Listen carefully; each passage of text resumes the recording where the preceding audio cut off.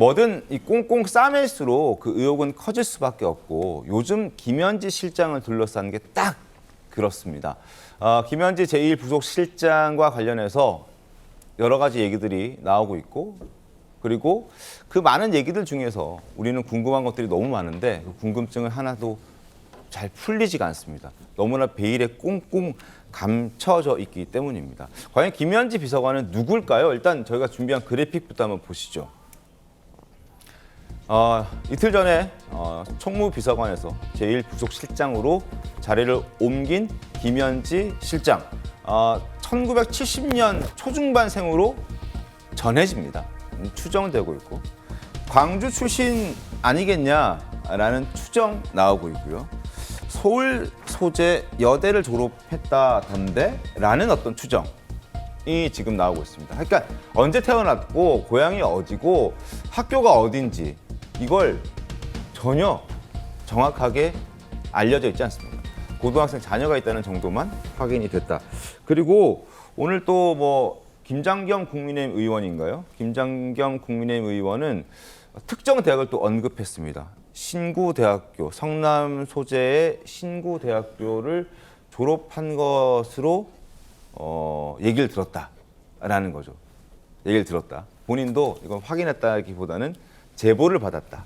김현지 제1부속실장이 성남에 있는 신구대학교 환경조경학과를 졸업했고 여기에서 이제 여러 인연들이 형성이 됐다라는 제보를 받았다라는 겁니다. 좀 강성필 부대변인 좀 잘 아십니까? 저런 내용들에 대해서? 김현지 비서관이 누구인지에 대해서? 일단 첫 번째로 네. 저는 알아요. 알아요? 저한테 개인적으로 오시면 제가 다 알려드릴게요. 알겠습니다. 그런데 이건 어떻게 보면 개인정보이기 때문에 네. 제가 이제 공개된 장소에서는 말씀을 못 드리는 것 뿐입니다. 근데 고위공직자이기 때문에 네. 뭐 출생지라든지 생년월일, 뭐 학교 이 정도는 그래도 대부분 다 공개가 되지 않나요? 근데 이분이 성남시청, 경기도청, 국회사무처, 민주당 사무처 그리고 대통령실에 다 들어갈 때 이력서를 내 가지고 네. 고위공직자 할 때는 인사검증까지 철저하게 해가지고 된 거예요. 그래서 이와 관련된 특히나 저희 정당에서는 이분이 몇 년도생이고 네. 어디서 태어났고 어디 대학을 나왔고 뭐다 알아요. 네. 근데 이분은 선출직의 뜻이 없어요. 네. 물론 선출직 나가려고 하시는 분들은 뭐 나 어디서 태어났고 어디 학교 나왔고 뭐 어쩌고 저쩌고 부모님 뭐 출생지까지 다 광고를 하는 거죠. 왜? 선거에 도움이 되니까. 근데 이분은 그게 아닌데. 그리고 보좌 직원, 이 사람은 보좌관이잖아요. 네. 아니, 보좌관이 앞에 나서가지고 이렇게 막 튀는 게 맞습니까? 보통 저도 보좌관 생활 오래 했지만 그림자처럼 안 보이는 게 일 잘하는 거예요. 그런데 이걸 또 학교도 제보받았다? 제보, 이게 맞습니까, 이게? 그래서 저는 마치 이렇게 가려져 있는 것이 아니라 아니, 그럴 필요가 없으니까 그런 거거든요. 그래서 지금 야당에서 뭐 김현지 방지법 네. 해가지고 뭐 고위 공직자들은 뭐 궁금한 점이 있으면 이것을 공개해야 된다라고 하는데 네. 그건 또 그것이 국민의 뜻이라면 또 일괄타당한 면도 있다고 하기 때문에 만약에 그 법이 통과되면 이것도 이 부칙에 정해가지고 면소가 될지 안 될지 모르겠지만 하여튼 저는 이런 거는 좋다고 생각합니다. 그러니까 김현지 방지법까지 이제 등장하기 시작했는데 자 그런데 저희가 TV조선 단독으로도 취재한 내용이 있습니다.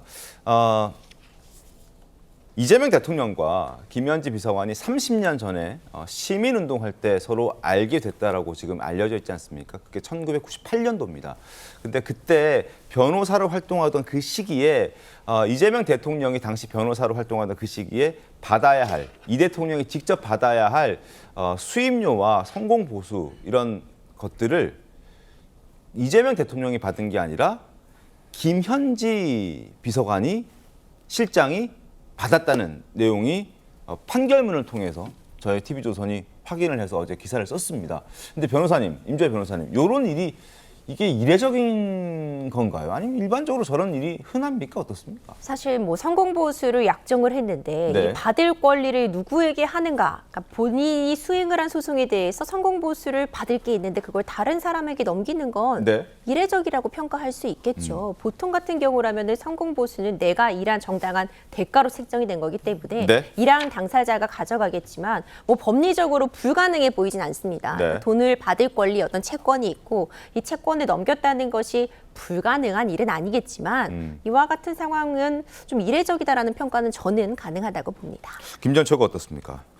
우선 그 강성필 대변인 뭐 저 보좌관이 뭘 그렇게 나와야 되느냐라고 하는데 이분에 대해서 만사현통이라는 이야기도 지금 나올 정도이고 또 더 나가서 국정감사 나오라니까 그 자리를 피해가기 위해서 제1부속실장으로 보내고 사람들이 연쇄 반응으로 인사가 있었지 않습니까? 그러니까 이 사람은 정체가 무엇인지 또 그 제1부속실장이면 국가 모든 기밀 서류나 보고를 다 받을 수 있는 자리이기 때문에 그래서 문제 삼는 거죠. 그리고 지금 TV조선 보도대로 이 외교 경력도 없는 그 차지훈 변호사가 유엔 대사로 갈 정도로 대통령과 친밀도가 있는 사람이 이 그 변호사 수임료 그 성공보수 대납을 성공보수 반환을 그 소송을 하는데 이 이재명 변호사가 받아야 될 성공보수를 김현지 당시 그 시민사회단체의 실장에게 채권을 양도하고 그 사람이 받도록 소송을 한 것 아닙니까? 네. 그런데 이것은 그 정확하게 제가 이야기하자면 변호사가 수임료를 직접 그 사건 당사자에게 받으려고 하면 사건 당사자가 변호사 사무실에 찾아와서 좀 뭐 항의를 하거나 네. 좀 깎아달라고 요청을 할 수도 있습니다. 그러니까 아예 그런 소지를 없애기 위해서 제3자에게 나는 2천만 원 저 사람에게 줄 게 있는데 저 사람에게 채권을 양도했다라는 명목으로 넘기고 네. 그 사람이 소송을 한 거거든요. 그러니까 이 꼼짝없이 사건 당사자는 성공보수를 내놔야 될 그런 걸로 만든 거죠. 쉽게 말해서 돈을 잘 받아내기 위해서 기술적으로 채권 양도 형식을 취하고 그 김현지라는 분이 채권자가 되어서 뭐 아주 그 강력하게 소송을 제기할 수 있지 않겠습니까? 네네. 그런데 그 변호사로 나선 분은 당시 이재명 변호사와 친한 사람인 게 틀림없죠. 지금 보면. 네. 그러면 이것은 그냥 돈을 받아내기 위해서 김현지 당시 실장에게 아마 채권을 양도한 것 아닌가. 네. 그러면 이 둘 사이는 뭐 과거에 나왔던 이 경제 공동체 수준의 굉장히 친밀한 관계라고 봐야 되겠죠. 그 돈을 받더라도 이재명 변호사에게 넘겨준다든가 또는 뭐 여러 가지 이 관계가 있을 정도로 그럴 정도가 아니면 이게 그냥 뭐 채권을 양도하고 변호사 성공보수를 김현지 이 실장이 대신 받아가는 그런 관계는 아니라고 봅니다. 이재명 대통령께서 당시에 성공보수 소송을 확실하게 하기 위해서 채권을 양도한 것이 아닌가. 뭐 저는 그렇게 추측합니다. 그런 생각도 개인적으로 말씀해 주셨습니다. 조사해보면 맞을 겁니다. 알겠습니다. 황대진 노선님 어떻게 보셨습니까? 이게 처음에 이제 김현지 비서관에 대해서 얘기가 나온 게 정부 출범하고 얼마 안 됐을 때 뭐 인사를 다 좌지우지한다 네. 이런 얘기가 나와가지고 그런가 저 그렇게 뭐 잘 알려지지 않았던 분인데 어떤 분인가 국민들이 당연히 이제 관심을 가질 수밖에 없죠. 네네. 그분이 이제 그렇게 실세라고 하니까. 네. 그리고 그런 줄 알고 넘어갔는데 이번에 또 이제 국정감사 증인 채택하는데 굳이 이분은 총무비서관인데 총무비서관은 당연히 나와야 되는 국정감사 그동안에 나와요. 관례로도 쭉 나왔고 예산하고 인사를 담당하기 네. 때문에 그러니까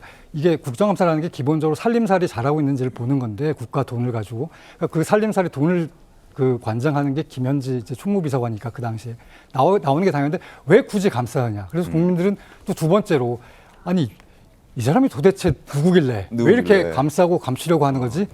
이런 관심, 그러니까 이런 의문을 갖게 될 수밖에 없는 거죠. 네. 그러더니 이번에는 또 아예 그냥 보직을 바꿔서 네. 안 나와도 되는 제1부속실장으로 바꿔서 이러니까 더 이제 갈수록 국민들의 궁금증은 가중되는 것이죠. 그리고 아까 뭐 말씀하셨는데 그 기본적으로 1급 공무원 아닙니까? 네. 재산도 다 공개가 되는 분이에요. 그러니까 네. 기본적으로 뭐 나이, 학력, 경력 이런 정도는 국민들 결국은 공무원은 국민들이 부리는 국민의 일꾼이잖아요. 네. 국민들에게 그 정도 정보는 알려주는 게 맞지 않느냐 그렇게 생각을 합니다. 알겠습니다.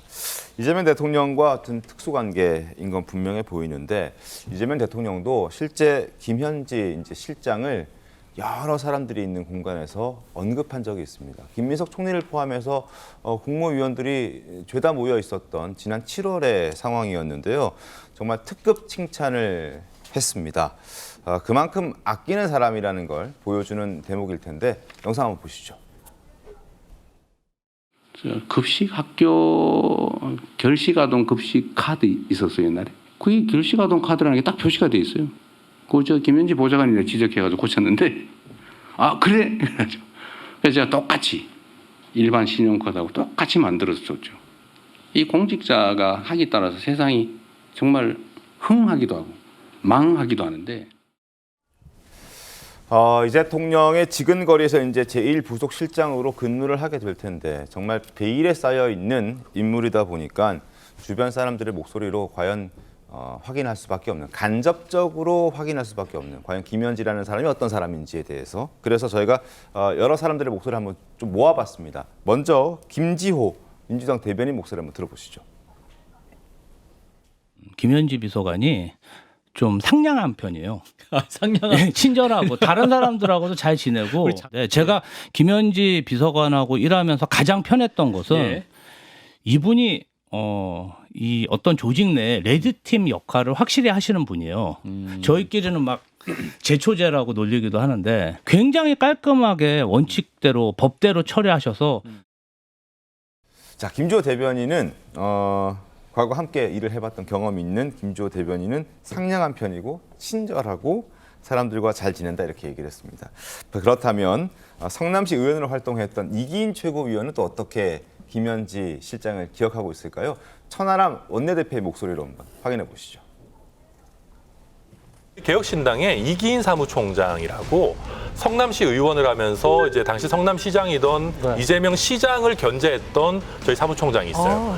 얘기를 들어보니까 김현지 총무비서관이 성역이라서 안 나오는 게 아니고요. 나오면 말실수를 엄청 한답니다. 되게 다혈질이래요, 의외로. 굉장히 다혈질이고 이 컨트롤이 잘 안 되고 이게 막 사고를 치는 스타일이기 때문에 억지로라도 감추는 거다. 추위원적인 스타일이죠. 한쪽은 상냥하고 친절한 편이다라고 얘기를 하고 있고 강석필 부대변인은 네. 한쪽은 다혈질이고 네. 사고도 많이 친다라고 얘기를 하고 있는데 누구의 말이 맞는 겁니까? 둘 다 말이 맞을 수 있습니다. 저도 밖에서는 상당히 상냥하다고 하는데 저희 네. 어머님은 저보고 상당히 버릇없다고 하거든요. 사람의 양면성이 있는 겁니다. 그래서 사실 진영이 다르면은 바라보는 네. 것도 다르고 대화하는 네. 내용도 다르기 때문에 또 시민단체에서 또 활동했던 경력도 있기 때문에 저는 그런 면도 분명히 있을 수 있다 그렇게 봅니다.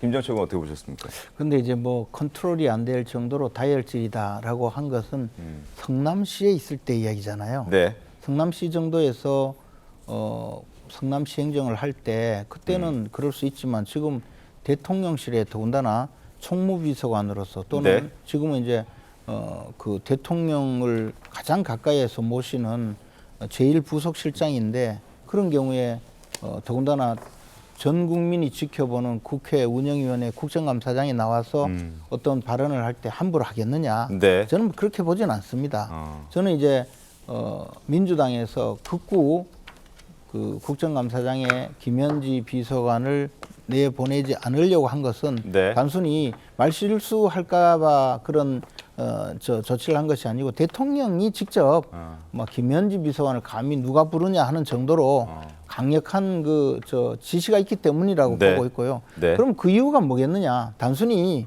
그냥 그 사람을 숨겨주기 위한 것이 아니라 김현지 비서관이 노출되는 것 자체가 대통령으로서는 좀 싫은 감정이 있는 것 아니냐. 그 정도의 그러니까 뭐 대통령 비서실장 정무수석 각종 수석 비서관들이 국회에 가서 야당 의원들에게 질책을 당하고 또 질문을 당하고 하는 것은 뭐 그냥 두더라도 김현지만은 그런 자리에 보내지 않겠다라는 아주 큰 애정이나 신뢰가 있지 않는가. 그렇지 않고서는 이럴 수가 없죠. 왜냐하면 뭐 솔직히 말씀드려서 총무비서관이 그냥 버티고 안 나올 수도 있습니다. 근데 네. 자리까지 옮겨줬잖아요. 그것은 대통령이 직접 그 배려를 한 거죠. 알겠습니다.